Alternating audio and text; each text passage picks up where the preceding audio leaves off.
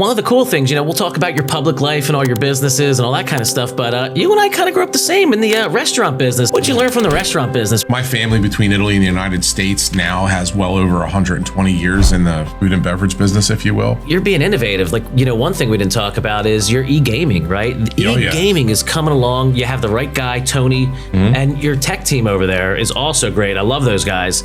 And why don't you tell a little bit, because no one's doing what you're doing. Like the fact that the city has e-gaming and these kids could actually learn that stuff, that makes you the cool mayor. It's important. So what we decided to do was we kept looking at esports. When we're 16, 17, we're looking for a plan, right? You want to get the job, you want to do this, and you've gotten yourself quite a few jobs. So what advice would you give? There's no substitute for hard work. There's no substitute for proper planning, but not everything that happens is planned.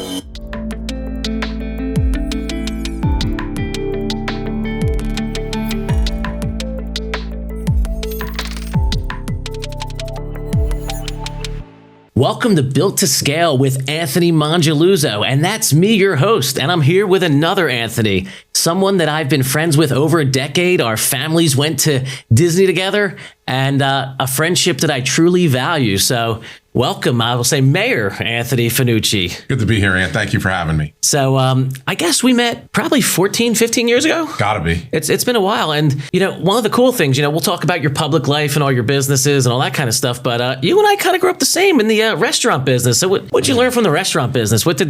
I guess that was the start, so to speak. So, yeah, the do's and don'ts probably of business, probably one of the toughest industries to be around. My family between Italy and the United States now has well over 120 years in the food and beverage business, if you will. And it was really a learning experience for me as a young kid when my grandfather had a bar and a restaurant, just kind of being around and then growing up and then organically getting into those businesses as well, just by accident, more or less, growing up in school and then trying to figure out what you wanted to do. You didn't know, but just kind of became a serial entrepreneur in the real estate and insurance world, as that I do, and then just had opportunities and took them, and never knew it was going to take me into the food and beverage industry. But yeah, a lot of hard work. Yeah, we'll see what's harder, politics or the restaurant business. But I think one of the other reasons why we hit it off at the beginning, I have a lot of businesses, you have a lot of businesses, and we kind of almost aligned on a few things. Like when I got my start, it was real estate, title, and mortgage. Yep. I did some investment property. So why don't you share with the folks some of the things? Obviously, you've been in the credit card processing, insurance, real estate. So give us a rundown of, let's maybe like the timeline. So in the very beginning, even before I was really allowed to attend my first year away at college to go play some football, my mother made me go to night school to get my real estate license. That's awesome. So it was before you were doing anything, you were getting that. And at the time, I didn't know that it would really be as important as it has turned out to be for me. Because I went to school, I got very sick in the second part of my freshman year. I had some injuries playing football, but then I got ill. And then physically being ill, I was unable to return back to the university at the time. So I kind of had to get nursed back to health, got a little bit better, started going to community college, working some jobs. And thank God I had my real estate license, because it allowed me to have my feet in the water of a profession where I was able to make some real money while I was, making day-to-day money. And at that time, it didn't really hit me what was coming. So I pulled into the real retail world for a number of years. I worked at Sears and Roebuck when Sears was around. Oh, wow. Started unloading trucks and loading trucks at night, doing customer pickups and things for them. And then worked my way to the sales floor while I was going to, back then, Cumberland County College during the day and working at night. And then I moved out onto the sales floor when there was an opportunity to sell. I had a little bit of skill because I was already in the real estate business a little bit as an agent. My mom, now, God bless her, is 90 years old, still holds her broker's license. I remember meeting her the first time at your office. Yeah, geez. The time is just gone, but still going. And thank God. And, now I look at that full circle and I say, I refined a lot of my sales skills when I was in the retail world and realized what ability I had. So then I started working with friends that were looking to buy real estate, repeat customers. And from there, a few years later, I got into the insurance business. I went to get my insurance producer's licenses in all lines. And I went to help my father out, who couldn't handle automation, ironically, in his business, because in the insurance world, they were used to the old carbon copies. Oh, right? God. So it was very, very old school. And then they started with computers. And back then, he was like, it's email, right? And I'm like, well, I kind of touched that a little bit. And of course, it's like a long text message. Yeah, giant, right? And him, if he were alive today, he'd be like, what's a text message? Right. But yeah, so you just learn. And he said to me, go get your insurance licenses. I need help. Like, okay. So I went in, got my insurance licenses right away, and then went into the business and realized where the automation was going. But I was still using paper. Right? Yeah. There was a lot of paper. There was a lot of pen. There was a lot of carbons. And if you made a mistake, starting all over again. do. Yeah. So that was interesting for me because I learned it the old way, and then I had to teach the new way while I was learning. And there was a lot of technology. It's fun, it's funny you say that because I look at some of the younger folks we have here. Like when I started doing computers, it was DOS, right? Right. You had to type the commands and do all that. Now I'm not nearly as technical as like our engineers and stuff like that these days because obviously I'm selling and focusing on other things. But I still think in some ways I'm a better technician because I did do it the old way. So I think that gives you a lot of clout because you know how the machine works. Is it valuable? No, but does it help your thought process? Sure. How it works. So yeah, that's kind of interesting. So let's talk. I want to laugh. What's that? You want to laugh? Yeah. When I was in school, you remember when things were on cassette tape? Oh yeah. We used to use cassette tapes to back up. Oh my God. I used to have, and then the disc was like this big, the floppy. Oh, that was a 5 1/4. That's it. But wait, there was a disc. I got the computer at Comp USA. Oh, right? Comp USA. It lasted so little. It was called an optical disc, right? So it was a floppy disc, but it was like this thick and like this long, and it would hold like 500 megs. And you're like, whoa, 500. Like, what am I ever going to store with that? Yeah. Now look. Yeah. Now it's like that's like a microchip. If you come to my office upstairs, I actually have an 8 gigabyte, not terabyte, gigabyte. Right. If someone tried to rob me, I could hit them in the head with the thing. It would knock them out. It was so heavy. That's just crazy. Fantastic. And now you have a phone with like a terabyte just kind of chilling on it. I don't even know how much that phone holds, but nor do I really want to know. Yeah. Nah, someone knows though. Somebody does. Someone's looking at it. Somebody way smarter than me. So let's talk. So I met you. You were on the school board. We got introduced by a mutual friend. Mm-hmm. And, fast forward today, correct me if I'm wrong, I think you are the longest running mayor since Vineland expanded, right? Because Vineland, for a lot of people that don't know New Jersey, everything goes through Vineland. I don't know how, where, why, but Vineland's a great place. You're the longest mayor of the expanded. So let's talk about how did Vineland expand? Because I know Vineland is also the largest city, I believe, mileage-wise or mass-wise in Jersey, right? By square miles, we're just about 69 square miles. And Vineland was separated into Landis Township, and then they had the borough at the time. They incorporated and came together in the 50s, and then when that happened, they became the city of Vineland. Yeah. Right. So the electoral process changes there. Like we're governed under the Faulkner Act. So that's a strong mayor form of government, 5 council members, all elected at the same time. But it's truly an executive branch and a legislative. And for Vineland, we made 2 pieces of history, actually. So no city council president ever had stepped from president directly into mayor. They've That's all cool. lost. I didn't know that. Yeah, except for me. So the voters were very good. You're undefeated. Yes, this is true. I don't want to jinx anything, but yes. And then no mayor has ever made 3 consecutive terms in Vineland either. And so that's crazy. It's a hell of a blessing when you think about like the voters and frankly, we didn't win by a vote, And you the first time I remember you running, it was like you're running against like 3 other people. Yes. And what people I think don't understand fully, the thing that's cool about Vineland, like we never get political obviously on the show and all that, but Vineland, you really run as a team of Republicans and Democrats. So yes, it's nonpartisan, it's a balanced nonpartisan ticket, which that's great for the city. And I think that's why Vineland runs so well. I mean, you guys always get high marks. You're spot on it because what happens is if you let politics get in the way, business doesn't get done. Exactly. And government really truly is business, no matter how much I think certain powers want to stop that from acting like a business. If they let it run more like business and they had the right procedures in place, and the right policies in place, you can get so much more done. But local government is truly a blessing to be in. I never wanted to move past local government. I've been asked a number of times if I was interested in opportunities. I always declined because my heart was always in Vineland. And honestly, Vineland's heart with you. I mean, you're Vineland's favorite son, I feel like sometimes. You can't go anywhere around there without someone saying something good about you. I appreciate that. Yeah. And look, the other thing is, you're a businessman, and I think that's why Vineland's doing so well, because you see all these politicians that they've never made a payroll. They do stuff, but like you're being innovative. Like, one thing we didn't talk about is your e-gaming, right? E-gaming is coming along. You have the right guy, Tony, and your tech team over there is also great. I love those guys. And why don't you tell a little bit, because no one's doing what you're doing. Like the fact that the city has e-gaming and these kids could actually learn that stuff. I mean, that makes you the cool mayor. It does, right? Now, I've always been that guy. And when I first started campaigning back in 2016 for my first mayoral election, one of the big things I campaigned on was technology becoming a smarter city, not necessarily just a smart city, but a smarter one. So that encompasses a lot of efficiencies, right? And one thing was we talked about just being able to analyze data. How do you get data? We had a website that was so archaic. I think it really would be like a DOS-based program that ran that thing.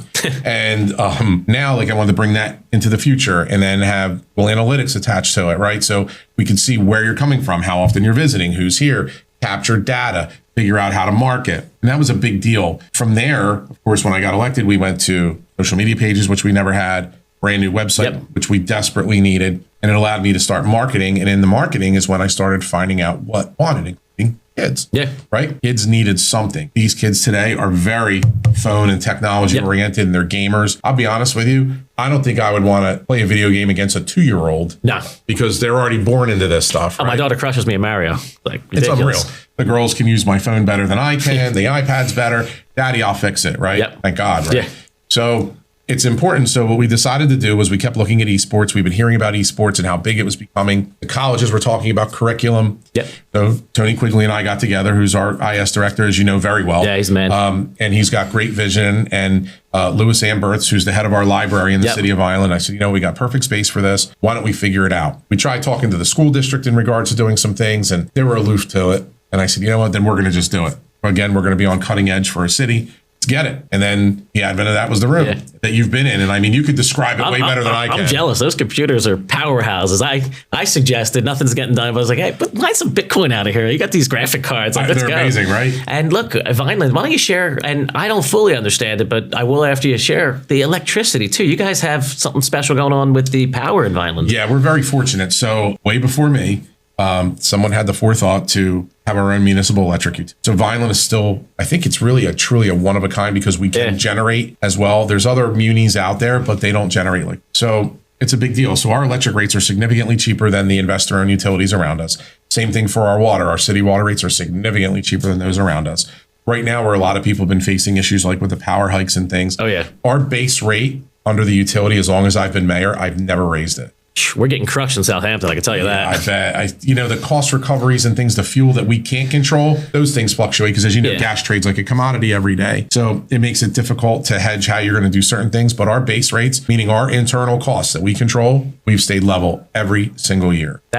It's amazing. I mean, and obviously very favorable taxes and things like that too. I mean, our tax rate's good. And some good restaurants. We have a couple good ones over there. A couple good places. Looking to add some more. Got some good things coming. And, when you talk about tech, one of the big things that we've done too is we're in the process now of building out the fiber network to be our municipal broadband utility. Yep, I love that. Which when you see Tony in a couple weeks at the meeting, I'm sure he'll be able to bring up to speed on where we are with all the different points. But yeah, we've tried to do quite a bit. We've deployed the first 500 smart meters, which are like the utility meters, to see where they're going to go. They'll help with efficiency, with billing and outage trouble and things like that. Our reliability has been great there. But we keep adding pieces, different kiosks, like customer-facing type things. We've looked at some, I'll call it a gadget. I don't even know what the right term of this thing is, and Tony would have. Yeah. But this new, like a box, it's got a hologram in it. And, the flux capacitor. Yeah, there you go, right? Back to the future. So these things that'll be customer facing when people come into City Hall, and they'll have, independent kiosks. That's really cool. Yeah. Like we've really pushed into a direction, and I'm very fortunate with our team. I'm blessed with my city council because they indulge me with some of these ideas and they realize just how incredible it really is. My business administrator, poor Bob Dickinson, I run that guy ragged. He is just nonstop, but he gets it done because he knows these things are important to future-proof the city. If we can contain our own broadband, right? Our own electric, our own water. We have a sewer utility. What do I need outside of my four walls, right? And you could grow a lot of stuff in Vineland, right? You got a lot of farm and it's always growing season. Yeah, it's always growing season. Yeah, we grow a little bit of everything over there these days. A lot of agriculture, some cannabis. Like we've touched on every industry that we can without overstepping and going too far into the industry. When cannabis rolled out, it was a big deal. People didn't know what to do. We walked. We crawled before we walked. We walked before we ran. We created rules. We created segments of the city where we wanted these businesses allow, which created great industry for us. A lot of jobs, all local, except for maybe a couple handful that are outside. And then the tax revenue that comes in from that. Exactly. The ratables. Yeah. So we love that. Converted some old produce warehouses that were going to be, not utilized the same way. They put a lot of money into them. So it increased their ratable base, which was good. Same thing with this broadband. It's going to be just another addition to us being self-sufficient and financially resourceful. That's so smart. So let's go into some rapid fire. So I'm going to make some up. I'm going to actually usually ask someone. I'm going to ask you this one, but I'm going to ask you one first. So all your businesses, right? Now, we don't want to make any of your partners upset or anything like that. What's the business that you're most bullish on? Like, what's your favorite one? Because obviously you have a lot, but there has to be an order, right? They could all be great, but what's the favorite? That's a great question. Probably, boy, you almost have me stumped, but I would say probably my biggest love will always be real estate because it was my first, right? Yeah. And because of my mom, right? And it's so personal, near and dear to her. And my mom sits on a pedestal. So we'll go to the next one. Though. Who's your personal hero? Who do you look up to the most personally? You, me? Yes. I was gonna say Veronica, but well, Turkey Bowl champion. Come on, and a stolen MVP. I was just gonna say, I'm sitting here with a living legend, ladies and gentlemen. A retired one now. Yeah. Well, you needed to retire. Yeah, it's not getting any easier as we get older. Probably. Who do I look up to the most? I mean, truthfully, and this might sound a little hokey, but my mom. Yeah. My mom has been such an incredible influence to me. I remember when I was, probably 21, I bought a brand new Z28, and kids today are probably like, yeah. So they're like 6, 7. Yeah, right. So I bought a Camaro Z28. It was brand new. Souped this thing up. It was incredible. Back then, the car payment, insurance payment combined were probably as much as a mortgage back then would have been, right? Right. And I was working, and my father had a fit. What are you doing? And my parents are divorced, so we had 2 separate households there. And he was like, "You need to return that car." And I'm like, "Yeah, but I make plenty of money to support it, and it's just going to motivate me to work harder." He said, "No." He was mad. He called the car dealer he had a long time relationship with. I'm talking to my mom. My mom's like, "So let's talk about it." My mom was so methodical. "What's your payments?" "Here, Mom." "How much are you make in a month?" "Here, Mom." "What are your other expenses?" "Here, Mom." Right?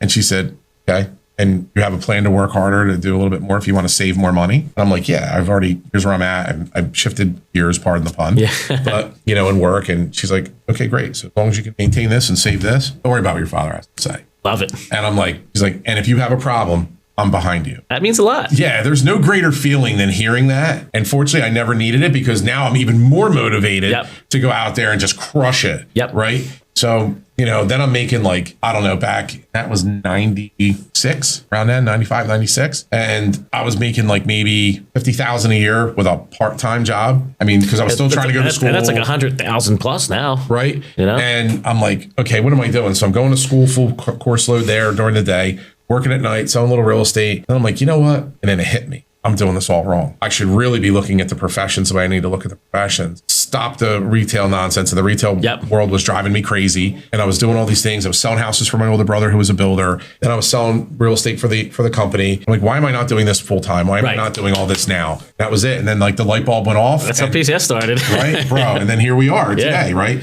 So we own an insurance agency and a real estate business, which are there. I'm invested in a variety of other little things, and I'm very blessed to still have my mom. God love her. And which is great. I'm extremely happy to have the support of Stacy. Yep. Because my wife very well. I love your. You know what the funny thing is? The first time we went out to dinner, we were in Aldo's. My wife is like, I don't want to go out with business people. It's not your. I'm like, listen, you are gonna love him, and I mean, pretty much. I mean, ever since then, it was pretty much once a month or so. It wasn't about you and me. It was about them. No, they hang out. They don't give a shit about. Yeah, they were both teachers at the time. Language, but who cares? Yes, they were both teachers at the time, and they hit it off. They were very similar in personality, which was a little crazy because Stacy was hammering me on the way up there, and I'm like, "Hun, trust me, it's great." Blah blah blah. And then of course you go there, you know someone when you walk in. Of course. And by the way, you could tell how close we are. You're the first one to actually get me to curse and even try to get me to curse. How about that? I love it. So we're just shooting. I've been reined in, by the way, ladies and gentlemen. I'm being very, very good today. So how about a quote you like to live by? Well, there's one that always sticks with me, and it works in a lot of ways. And my accountant had it in the wall in his office for years. People don't plan to fail. They fail because they don't plan. That makes a lot of sense. Right. And that happens in everything. It could be in relationships, could be in athletics, it could be business. It could be in your day. Yep. It could be your kids. You don't know.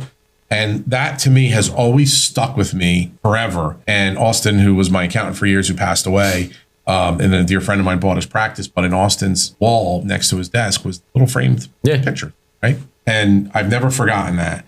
And then the other one is someone gave to me a number of years ago, my economic development director at the City of Island, and gave me something that was in a frame that's exactly what you're supposed to. I like it. Sometimes when you're wondering, we question things all the time.